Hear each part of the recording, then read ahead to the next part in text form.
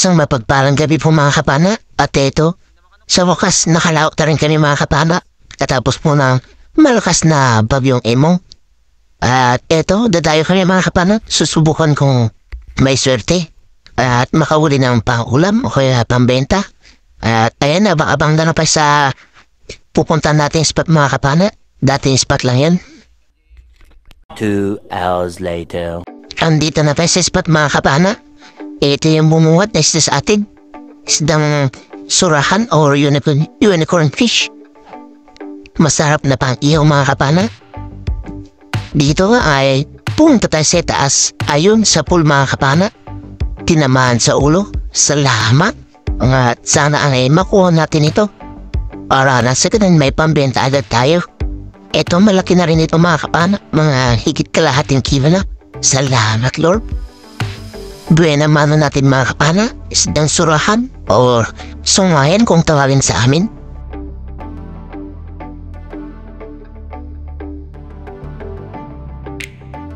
Dito mga kapana, pagkaabanti natin ng konti, nakakita naman tayo ng dalawang malaga kung tawagin sa amin o rabbit fish. Ayun, tinamaan natin mga kapana. Samaran naman yan sa Tagalog at eto. Nakuha na natin yung isa. Kaya agad tayo nag-reload para mapana pa ito ay sa mga kapana.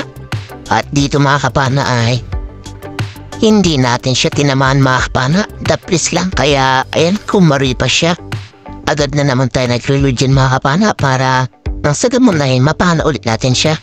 Hindi pa naman siya nakakalayo gaano. At eto mga kapana, palapit na tayo sa kanya. At eto medyo malikot yung isdang napano natin na una. Kaya, nilagay ko muna sa tuhugan yung unang napana natin na samaral para nasa ganun mahapana natin ng mabuti yung pangalawang samaral. Ito ang mga kapana. Yung samaral na kumaripas kanina. Ayun, sa pool na mga kapana.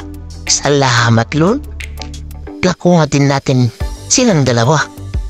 At pares na first class mga kapana. At ayun, nakawala pa nga siya mga kapana nung pag-angat natin ng konti. Kaya eto, agad naman natin siya hinabol na naman mga kapana. At nagkasa para papana ulit.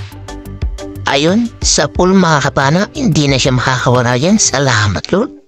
Dito mga kapana, sa marat ulit yung nakita natin. Ayun, sa pool mga kapana. Thank you Lord, first class na naman na pambenta natin ito.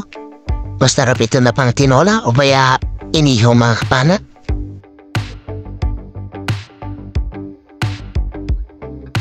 Pagkabanti ulit natin ng konti mga kapana, eto nakakita ulit tayo ng mag-asawang talangbago naman or original rabbit fish. Ayun, kuha silang dalawang mga kapana. Meron na rin pala tayo nakuha na isdang talagbago. Tauna dyan, hindi lang natin nakuha na ng video. Pasensya na mga kapana. Dito mga kapana, dalawang talagbago ulit yung nagpakita. Ito yung unahin natin mga kapana kasi ito yung mas madaling makuha. Ayun, sa pool mga kapana yung isa. Kaya agad na naman tayo nag-reload para papana itong kasama niya. Ayun, sa pool ulit mga kapana. Salamat Lord. Halos mga first class yung nakukuha natin isda. Sana sunod-sunod sila para nang sa damong ay makarami tayo ng pambenta at makapang-ulam na rin. Hanap na naman tayo. Dito naman ay isang lapu-lapu. Kung tawagin sa amin ay takurit. Ayan, nakuha naman natin mga kapana. Medyo malaki na rin ito, mga nasa 250 grams na. Salamat Lord. Hanap ulit tayo mga kapana. Dito ay nakakita ulit tayo ng dalawang talagbago. Ito yung inuna natin. Ayun sa pool mga kapana kasi andyan na siya sa labas. Yung isa ay nasa butas. Kaya ito agad tayo nag-reload para mapana pa yung isa mga kapana. Kaso, papanain na sana natin mga kapana. Sumabit pa yung strap no. Flashlight natin sa kasaan ng pana natin. Kaya ayan, nahirapan tayo mag-reload. Tinanggal muna natin yung sumabit na strap. At dito mga kapana, tinignan natin sa butas kung saan nakita natin yung kasama niyang talagbago. Ayan, pinapalinaw muna natin mga kapana para nakita natin talaga. Ayan, nung nakita natin mga kapana, ayan, papanain na natin at nung pinan naman natin mga kapana ay hindi natin siya nakuha mga kapana. Dumapis lang at lumabas na sa butas kaya ayan, hindi rin natin siya nakuha. Sayang. Panibagong paghanap ulit mga kapana. At eto, makakita na naman tayo ng mag-asawa ulit na talagbago. Ayun, sa pool na yung una mga kapana at kumaripos naman yung isa. Kaya hinabo ulit natin na naman mga kapana. Para mapana pa ito at makuha na. Ayun, sa pool mga kapana. Thank you Lord, first class na naman na pambenda natin. Napakasarap nito sa tinola kaya sa sinigang.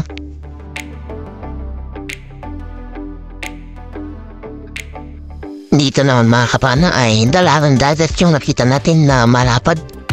Ayun, sa pool mga kapana, suspension. Hindi na siya gaano pa nakapalat. Thank you Lord, meron na tayong sari-sari na pambenta. Another talagbago yung nakita natin dito mga kapana at dalawa ulit sila. Ay magkatabi lang. Kaya ito unahin natin. Sa pool kong talagbago pa kumaripas yung sa mga kapana. Kaya ayan, nag-reload na naman tayo para mahabol at mapana pa yung kumaripas din naman na talagbago. Ayan mga kapana, sa harapan natin medyo may pagkamalikot. Sa full ka ngayon, ayan, tumapis mga kapana. Kaya agad tayo ulit nag-reload mga kapana. Mapana pa natin yung dumapis lang na talagbago na pinana natin. Ayun, wala nang kawala mga kapana sa pangalawang tira natin. Hindi na siya nakapalag pa. Salamat Lord. First class ulit na pambenta natin. Dalawang talagbago or ulayin kung tawagin sa amin. Hanap ulit tayo. Dito naman ay dalawang kabasi o dalalang dagat yung nakita natin. Ayun, headshot yung isa mga kapana. Kaya ito, nag-reload tayo para mapana pa natin sana isa kaso kumaripas na talaga. Kaya ito, naghanap lang tayo ng bago at ito yung nakita natin. Isang long nose emperor or dukso. Medyo good size na mga kapana. Nasa 300 grams na siguro kaya good na pambenta natin ito. Salamat. Sari-sari na ito mga kapana na pambenta natin. Hanap ulit tayo. Dito naman ay samaral ulit. Or malaga, kung tawagin sa amin. Ayun, headshot nga kapana. Hindi nakapalag pa. Thank you Lord, first class ulit na pambenta. At napakasarap na naman ito sa tinola. Hanap ulit tayo mga kapana. Dito ay samaral ulit yung magpakita. Sa pool kung samaral ka. Salamat, first class ulit na pambenta yung nakita natin at napana. Sa maharal or malaga kung tawagin sa amin. Tinola sa masarap ito kaya sa sinigang. Hanap ulit tayo. At dito ay isang dalagang dagat na pabilog yung nakita natin. Ayun, headshot, hindi nakapalag pa.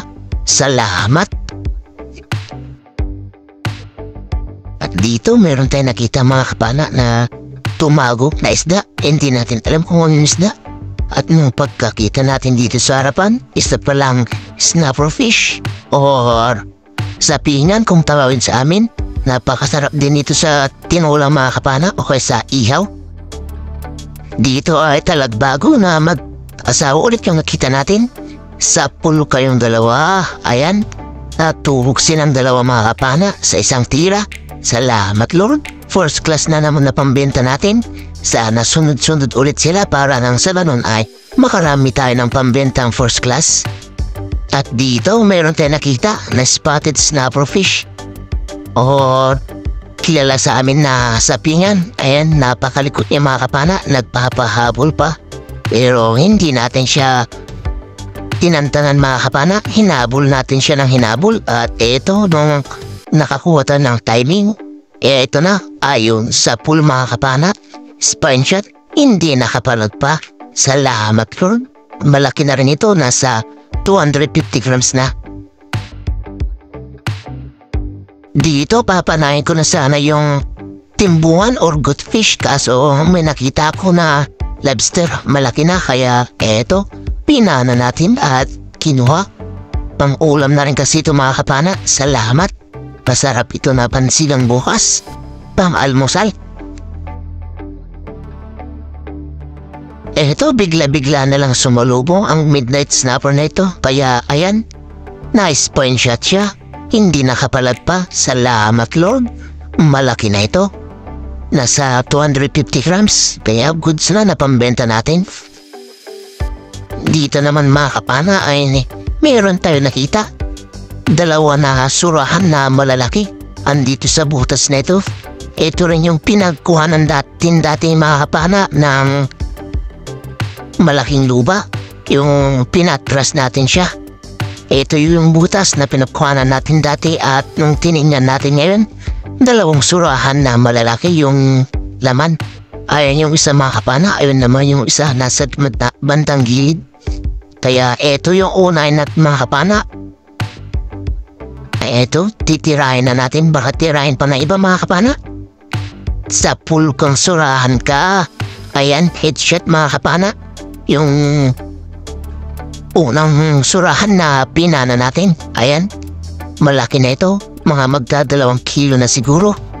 At ayun, tinanggal natin mga kapana yung unang tinira natin para mapana pa ito. Hinayaan na lang natin yung surahan na palutang-utang dyan para mapana ito. Ayan mga kapana, nakuha natin silang dalawa. Medyo mas malit tong isa, nasa 1.5 kilo siguro. Yung isa ay magdadalawang kilo siguro. Ngayon mga kapana, salamat Lord, nakuha natin silang dalawa. At dito mga kapana ay nakakita sana tayo ng kawan ng silver dragonfish or ilak. Kaso ito yung nangyari. Nakapana tayo ng isa mga kapana kaso hindi natin napuruan at nakawala pa kaya hindi natin nahabol pa yung iba. At ito, nung pagkakuha natin itong isa mga kapana ay bigla na silang nawala yung kasamahan. Kaya isa lang yung nakuha natin, sayang. Pero ayos na ito, pang-ulam na mga kapana. Masarap ito na pansigang bukas kaya kunin natin ito na pang-ulam natin. Malaki na rin, mga 1 kilo na siguro ito mga kapana. Hanap ulit tayo. At dito naman mga kapana ay nakakita tayo ng samaral. Kawan sila mga kapana. Mga nasa 5 siguro sila. Ito yung inuna natin mga kapana.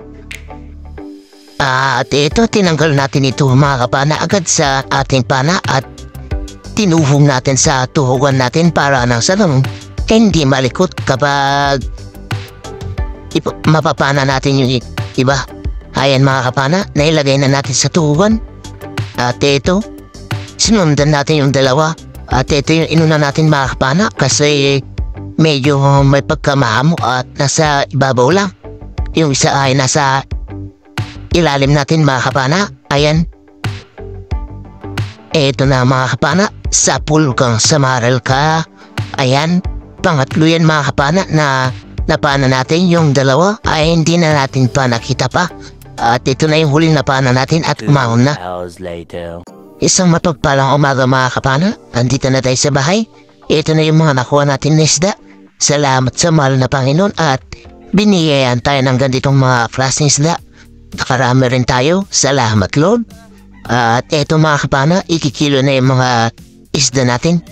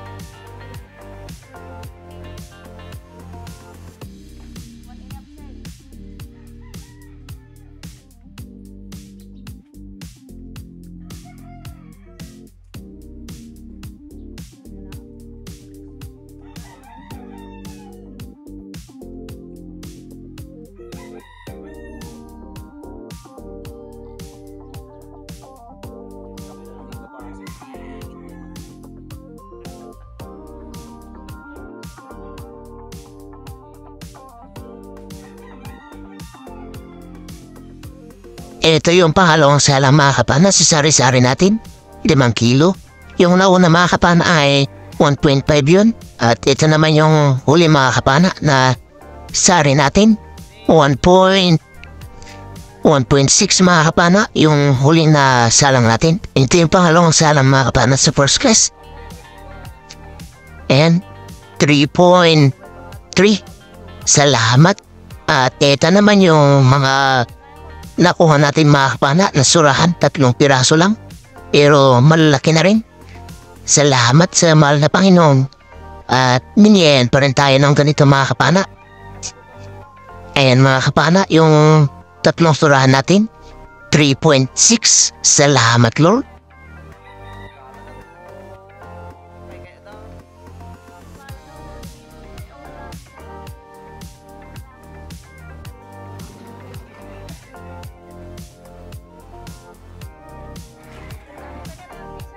Isang magandang tanghali mga kapana. Ito na yung mga kilo ng isda natin kagabi. Yung surahan natin na 3, 3.6. Yung first class natin mga kapana ay 5.7. Yung sari-sari natin 8.1. Kaya 17.4 kilos lahat. Yung pinabenta natin mga kapana plus 2.1 na pang ulam. Kaya 19.5 kilos lahat yung kuha natin. Ito na yung bayad ng isda natin mga kapana. 4,053. Sa kasama ko ay 6,241. Mas madami siyang nakuha mga kapana. Marami siyang mga first class na nakuha at mga surahan. Kaya mas malaki yung bayad ng isda niya. 10,294 naman kabuuan na bayad ng isda namin na dalawa. Minus 700 na gasolina, 100 na ice, tsaka 100 na maintenance. Kaya 9,394 pa yung natira. Pinag-apat namin mga kapana, kaya meron kayong partiin na 2,348. Malaking bagay na mga kapana, lalong-lalo na at mag-iisang buwan na natambay tayo na hindi tayo nakalaot. Puro utang na lang yung mga pinanggagastos natin. Ayan, kaya ayan, meron na tayong pambayad na paunti-unti sa mga utang natin sa tindahan at utang sa mga tao na pinanggastos natin sa pang-araw-araw na gastusin. At ayan, sa susunod na video na lang po tayo ulit mag-shoutout mga kapana. Wala pa po kasing kuryente dito sa amin at wala ring wifi. Ayan, 2 linggo pa po bago magkakaroon daw ng kuryente dito sa amin. Ayan, kaya napakahirap dito sa amin ngayon mga kapana.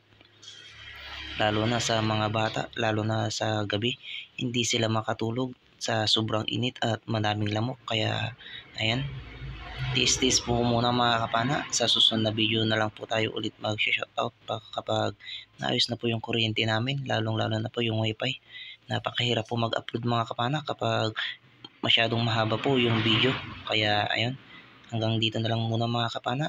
Ingat-ingat na lang po tayo lagi mga kapana. God bless po sa ating lahat. Bye-bye po mga kapana.